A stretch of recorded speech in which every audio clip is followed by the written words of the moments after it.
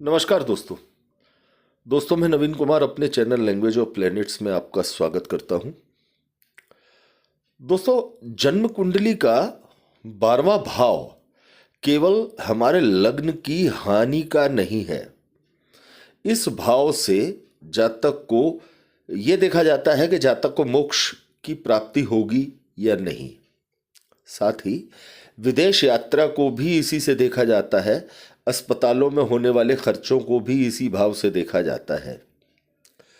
मुक्ति के लिए इस भाव को अवश्य देखा जाता है। यह व्यय भाव है, लग्न का व्यय भाव है। दोस्तों, हम अपने आसपास बहुत बड़ी संख्या में ऐसे लोगों को देखते हैं जो ये इच्छा व्यक्त करते हैं कि भाई मैं भी जो है चाहता हूं कि मैं किसी आश्रम से जुड़ूं, किसी आश्रम के साथ जुड़कर मैं सेवा करूं, मैं किसी गुरु के शरण में जाऊं। इस तरह की बहुत लोगों की इच्छाएं होती हैं, लेकिन हर व्यक्ति उस काम को नहीं कर पाता। बहुत लिमिटेड लोग ऐसे होते हैं जो कि अपने जीवन में बढ़ती हुई उम्र के अकॉर्डिंग सही समय पर और किसी गुरु की शरण में चले जाते हैं, या ये कहा जाए कि मोक्ष के रास्ते की तरफ जाने का, आगे बढ़ने का प्रयास करते हैं। लिमिटेड ऐसे लोग बहुत लिमिटेड होते हैं। इसके पीछे क्या कारण है जन्म कुंडली के अंदर कि कुंडली के 12वें भाव को, जब 12वां भाव इंसान की इच्छा को जगाता है कि भाई ऐसा होना चाहिए, ऐसा करना चाहिए, लेकिन इसके बावजूद भी इंसान वहां तक नहीं पहुंच पाता है। जबकि कर्म स्थान यदि मजबूत है तो कर्म स्थान के अकॉर्डिंग इंसान अपने कर्मों को मजबूती के साथ करता चला जाता है। उसको आर्थिक लाभ में कन्वर्ट करने का के लिए एड़ी चोटी का जोर लगा देता है। तो दोस्तों, कौन सी होती है वो ग्रह दशाएं या कौन सी है वो ग्रह स्थिति जो हमारे कुंडली के 12वें भाव, अर्थात यदि कोई जातक आश्रम से जुड़ना चाहता है, किसी ऐसी संस्था से जुड़ना चाहता है जो धार्मिक और आध्यात्मिक तौर पर समाज में कार्य करती हो और समाज के हितों का ध्यान रखती हो, लेकिन वो नहीं जुड़ पाता है। दोस्तों, लग्न के अनुसार जब भी हम बात करते हैं तो कुंडली के छठे भाव को हम लग्न की चुनौतियों के हिसाब से देखते हैं और लग्न के 12वें भाव को हम लग्न की हानि के अनुसार देखते हैं। इसी तरह से दोस्तों, कुंडली का 12वां भाव जो है वो हानि का भाव है। कुंडली के खराब भावों में अवश्य गिना जाता है, ये ठीक है, लेकिन इसी भाव से हम देखते हैं कि कोई व्यक्ति अपने जीवन में किसी धार्मिक संस्था से जुड़ेगा या नहीं जुड़ेगा, जुड़ सकता है या नहीं जुड़ सकता है, या अपने जीते जी कोई व्यक्ति अपने मोक्ष के लिए प्रयास करेगा या नहीं करेगा। दोस्तों, इसी तरह से यदि लग्न के अनुसार छठा भाव हमारी चुनौतियों का है तो कुंडली के 12th हाउस के अकॉर्डिंग 6th भाव हमारी कुंडली का पंचम स्थान, 12वें भाव की चुनौतियों का स्थान है। दोस्तों, कुंडली का पंचम भाव हमारी इच्छाओं का स्थान है, हमारे प्रेम का स्थान है, अर्थात ऐसी भावनाओं का स्थान है जिसमें इंसान भौतिकता से बहुत बड़े स्तर पर जुड़ता है। और कुंडली का 11वां स्थान अर्थात हमारे 12वें भाव का हानि स्थान, अर्थात कुंडली के 12 भाव का हानि स्थान 11वां भाव, यदि 11वां भाव से देखें तो इच्छा पूर्ति का भाव होता है। अब जातक के सामने उसके मोक्ष के या उसके जीवन को एक सही मोड़ पर पहुंचाने वाले निर्णय के आड़े आते हैं कुंडली का 5वां और कुंडली का 11वां भाव। क्योंकि ये दोनों भाव कुंडली के 12वें भाव के छठे और द्वादश होते हैं। दोस्तों, जब भी इंसान बड़ी संख्या में, मान लीजिए कि 100 लोग हैं जो अपने जीवन को उस स्तर पर ले जाना चाहते हैं जहां से उन्हें मोक्ष की प्राप्ति हो सके, केवल मंदिर जाने से इस चीज का मतलब सिद्ध नहीं होता। इंसान जुड़ता है आध्यात्मिकता के साथ, किसी न किसी गुरु के साथ, किसी आश्रम के साथ, किसी धार्मिक संस्था के साथ। तो जब भी जन्म कुंडली का 5वां भाव बलि होता है तो इंसान बहुत सारी इच्छाएं मन में रखता है। इच्छाएं जब मन में होती हैं तो वो इच्छाएं कुंडली के एकादश स्थान से पूरी होती हैं। इच्छा पूर्ति का एकादश स्थान है, यानी कुंडली के 12वें भाव से 12वां भाव।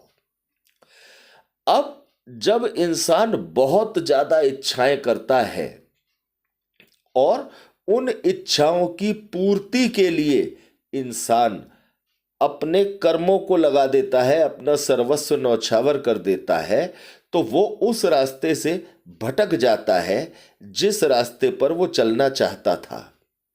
अर्थात कुंडली में जो 12वां भाव उसकी कुंडली में दिखा रहा है कि उस जातक को आध्यात्मिकता के साथ जुड़ना चाहिए था, उस जातक को किसी आश्रम से, किसी धार्मिक संस्था से जुड़ना चाहिए था, और वो जातक नहीं जुड़ पाता है।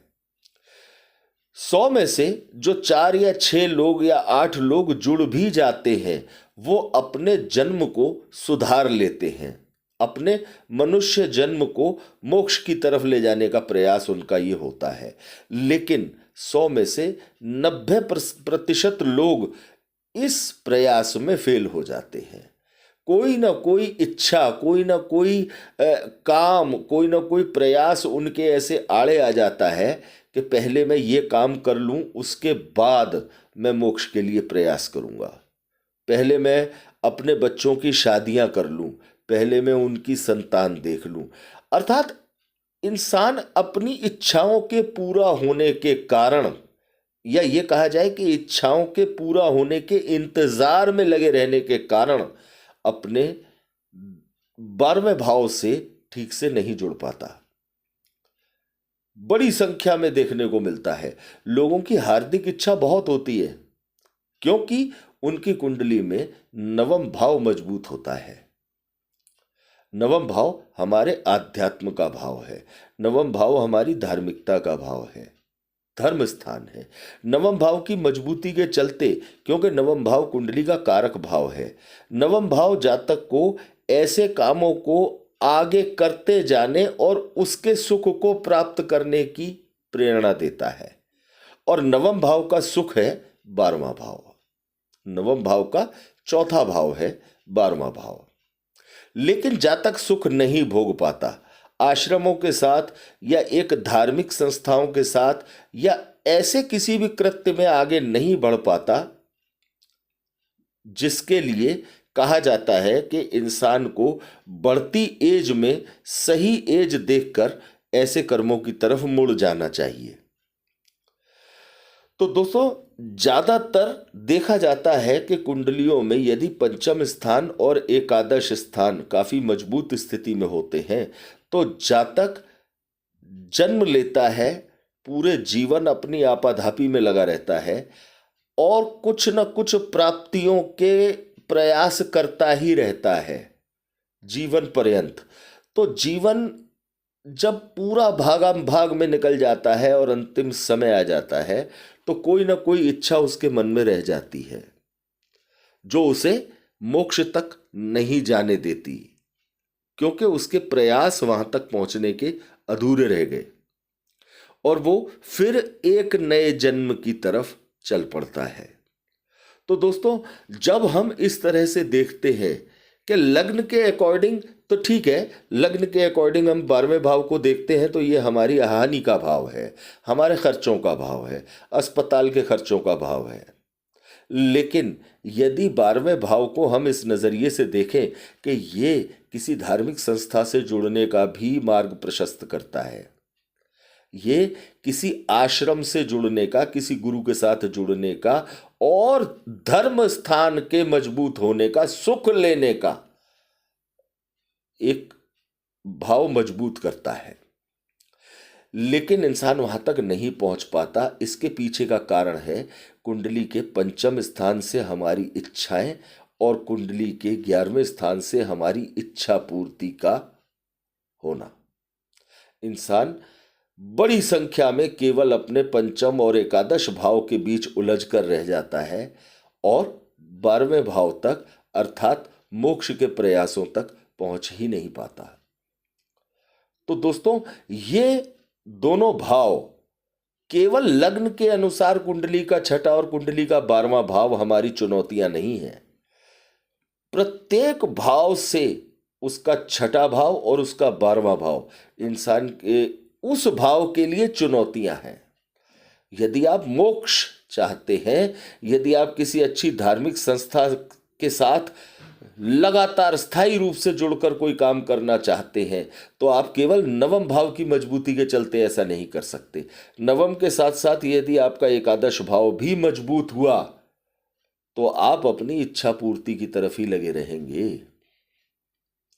12वें स्थान तक आप पहुंच ही नहीं पाएंगे, क्योंकि वो भाग्य आपका इच्छा पूर्ति में सहायक होने लगेगा।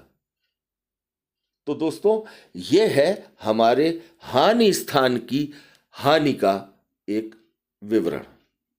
दोस्तों, ये जानकारी आपको कैसी लगी? यदि अच्छी लगी हो तो ज़्यादा से ज़्यादा दोस्तों तक इसे शेयर कीजिए, लाइक कीजिए और चैनल को सब्सक्राइब कीजिए। धन्यवाद दोस्तों।